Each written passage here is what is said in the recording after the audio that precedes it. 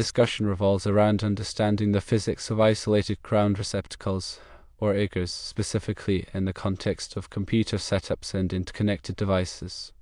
The primary concern is to understand how IGR prevent the development of electrical potential differences between various devices connected in an IGR environment and how they manage stray currents. To address these questions, it's essential to delve into the fundamental principles governing electrical circuits and grounding. Firstly, regarding the prevention of electrical potential differences, an IGR is designed to provide a dedicated grounding path for sensitive electronic equipment. This dedicated path aims to minimize noise and interference that can occur due to ground loops and other sources of electrical disturbances. The standard grounding system in a typical electrical circuit connects the equipment ground to the neutral conductor at the service entrance. This connection, while necessary for safety, can also introduce noise because the ground conductor can carry neutral current. An IGR, on the other hand, isolates the equipment ground from the neutral at the receptacle. Instead, it provides a separate, insulated grounding conductor that runs directly back to the service entrance ground, or in some cases, to a separately derived ground point. By isolating the ground in this manner, the IGR reduces the potential for common mode noise, which is noise that appears equally on both the hot and neutral conductors with respect to ground. This is because the isolated ground conductor is less likely to carry extraneous currents that can induce voltage differences. Secondly, considering stray current and current-carrying conductors, the laws of physics, specifically Ohm's law and Kirchhoff's laws, dictate how current flows in a circuit. Ohm's law states that the current through a conductor between 2 points is directly proportional to the voltage across the 2 points and inversely proportional to the resistance between them, expressed as current equals voltage divided by resistance. Kirchhoff's current law states that the total current entering a junction must equal the total current leaving the junction. Kirchhoff's voltage law states that the sum of the voltage drops in any closed loop must equal 0. In an IGR environment, the goal is to minimize the flow of stray currents through unintended paths, such as the cabling between a computer and its peripherals like printers or speakers. If a potential difference exists between the computer's ground and the peripheral's ground, current can flow through the cable connecting them. This current can introduce noise and potentially damage equipment. The effectiveness of an IGR in preventing this depends on several factors, including the quality of the grounding system, the impedance of the ground conductors, and the presence of other grounding paths. If the IGR is properly installed and the grounding system is well designed, the isolated ground conductor should provide the lowest impedance path for fault currents, thus minimizing the potential for stray currents to flow through other paths. However, it's crucial to recognize that an IGR is not a perfect solution. It can be defeated if other grounding paths exist between the computer and its peripherals. For example, if the printer is connected to a standard receptacle and the computer is connected to an IGR, a ground loop can still occur through the data cable connecting the two devices. In this case, current can flow through the ground conductor of the standard receptacle through the data cable and back to the computer's ground via the IGR. This can create a hazardous situation and negate the benefits of the IGR. To mitigate these risks, it's important to ensure that all devices connected to the computer are also connected to IGR, or that other measures are taken to prevent ground loops. These measures might include using isolation transformers, fiber optic cables, or other isolation techniques. An isolation transformer can be placed in the AC line going to the computer or other sensitive equipment. The isolation transformer helps to isolate the noisy equipment from the rest of the alternating current system by providing a galvanic isolation between the input and output windings. This means that there is no direct electrical connection between the primary and secondary sides of the transformer, which helps to block common mode noise and other electrical disturbances. Furthermore, it's important to consider the specific requirements outlined in the National Electrical Code, or NEC, regarding isolated grounding receptacles. NEC 250.146. DN 406.2. D. Provide guidelines for the installation and use of IGR, emphasizing the need for a dedicated grounding conductor and proper identification of the receptacle. These codes are put in place to ensure safe installations for electrical systems and people. The NEC also limits the use of IGR. The isolated grounding conductor must be run with circuit conductors from the power source and must not pass through more than one panel board. The grounding conductor must be identified along its entire length with green insulation or green with one or more yellow stripes. The isolated ground terminal in the receptacle must be identified by an orange triangle on its face. Finally, it's worth noting that the effectiveness of an IGR can be influenced by the overall quality of the power supply and grounding system. If the power supply is noisy or the grounding system is poorly designed, the IGR may not be able to completely eliminate noise and interference. In some cases, it may be necessary to implement additional measures such as power line filters or surge suppressors to further improve the quality of the power. In summary, an IGR works by providing a dedicated grounding path that minimizes noise and interference. However, its effectiveness depends on proper installation, a well-designed grounding system, and the absence of other grounding paths.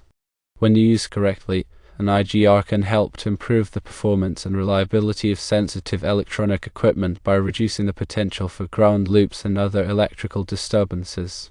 Regarding the question of whether the cabling between the computer and the devices, such as the printer cable or the speaker cable, from becoming a current-carrying conductor, it is important to understand the concept of impedance.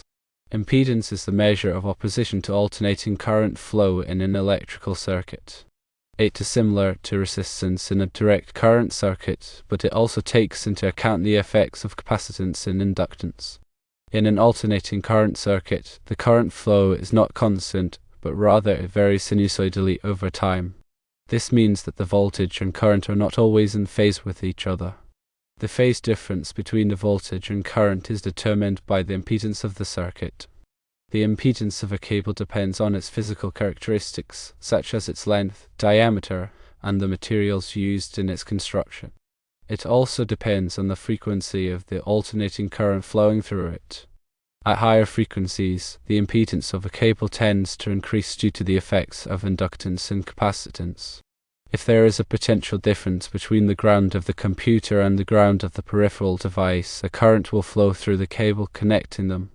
The amount of current that flows will depend on the impedance of the cable and the magnitude of the potential difference. If the impedance of the cable is low, a large current will flow, and the cable will become a current-carrying conductor. If the impedance of the cable is high, a small current will flow, and the cable will not become a current-carrying conductor. In an IGR environment, the goal is to minimize the potential difference between the grounds of the computer and the peripheral devices. This is achieved by providing a dedicated grounding path for each device that is isolated from the normal grounding system. By minimizing the potential difference between the grounds, the amount of current that flows through the cable connecting them is also minimized. However, even in an IGR environment, it is possible for the cable to become a current-carrying conductor if there is a significant potential difference between the grounds. This can happen if there is a fault in the grounding system or if there is a source of noise that is inducing a voltage on the ground conductor. In such cases, the cable can become a hazard, and it can also defeat the purpose of the IGR. Therefore, it is important to ensure that the grounding system is properly installed and maintained and that any sources of noise are identified and eliminated. In addition to impedance, another factor that can affect the flow of current through the cable is the presence of a ground loop. A ground loop occurs when there are multiple grounding paths between two devices. This can happen if the devices are connected to different electrical circuits or if they are connected to a common ground through multiple cables. When a ground loop exists, current can flow through the grounding paths, creating noise and potentially damaging equipment. In an IGR environment, the goal is to eliminate ground loops by providing a single, dedicated grounding path for each device. This helps to minimize the flow of current through the cables connecting the devices and reduces the risk of noise and damage. Therefore, the cabling between the computer and the devices can become a current-carrying conductor if there is a potential difference between the grounds of the devices or if there is a ground loop. The amount of current that flows will depend on the impedance of the cable and the magnitude of the potential difference.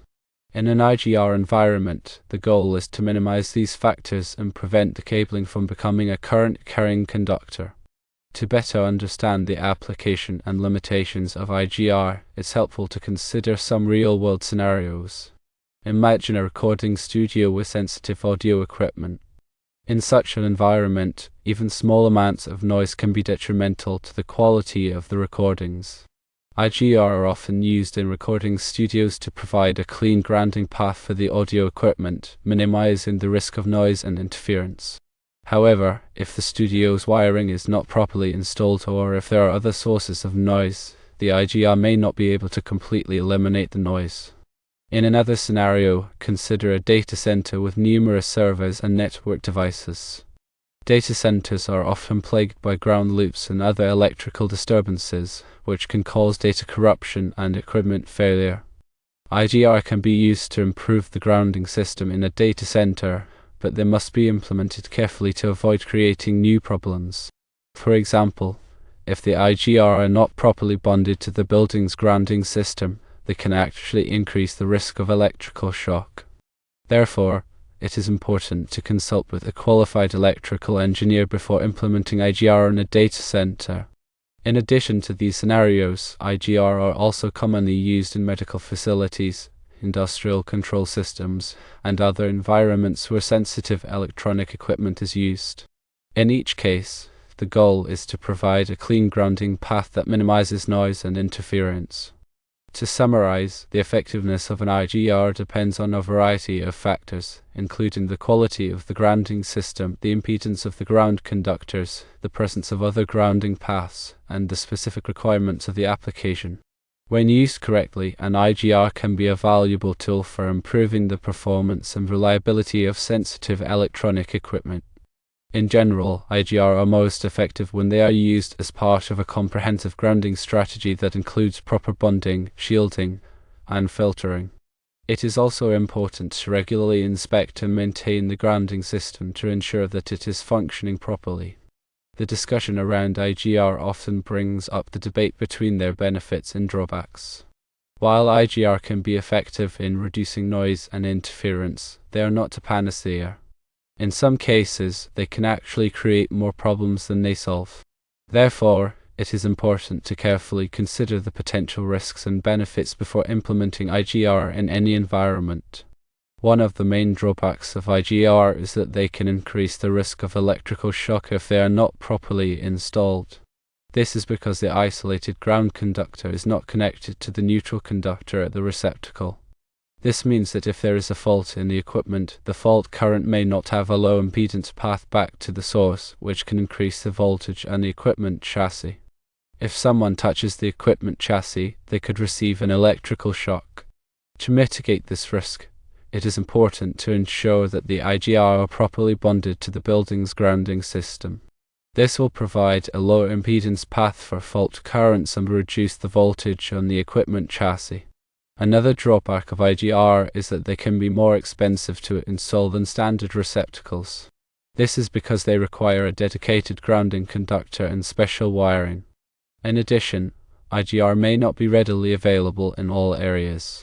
Despite these drawbacks, IGR can be a valuable tool for improving the performance and reliability of sensitive electronic equipment. However, it is important to carefully consider the potential risks and benefits before implementing IGR in any environment. The decision of whether or not to use IGR should be made on a case-by-case basis, taking into account the specific requirements of the application and the overall quality of the grounding system. In many cases, it may be possible to achieve similar results by using other grounding techniques such as proper bonding, shielding, and filtering.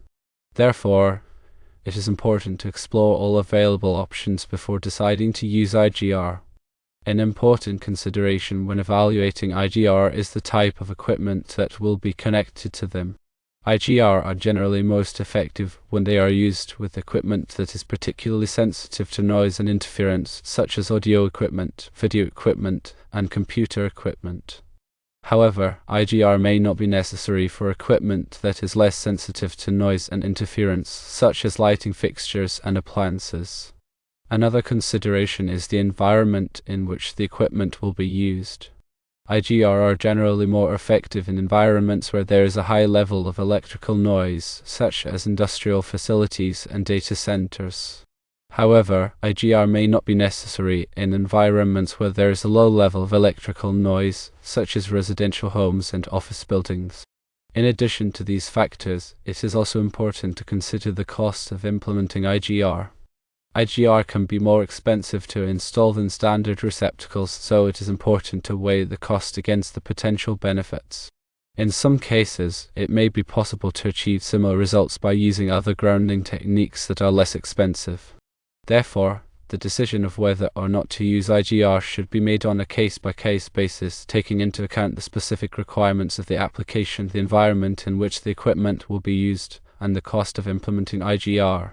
When used correctly, IGR can be a valuable tool for improving the performance and reliability of sensitive electronic equipment. However, it is important to carefully consider the potential risks and benefits before implementing IGR in any environment. Ultimately, the best approach to grounding is to use a combination of techniques that are tailored to the specific needs of the application.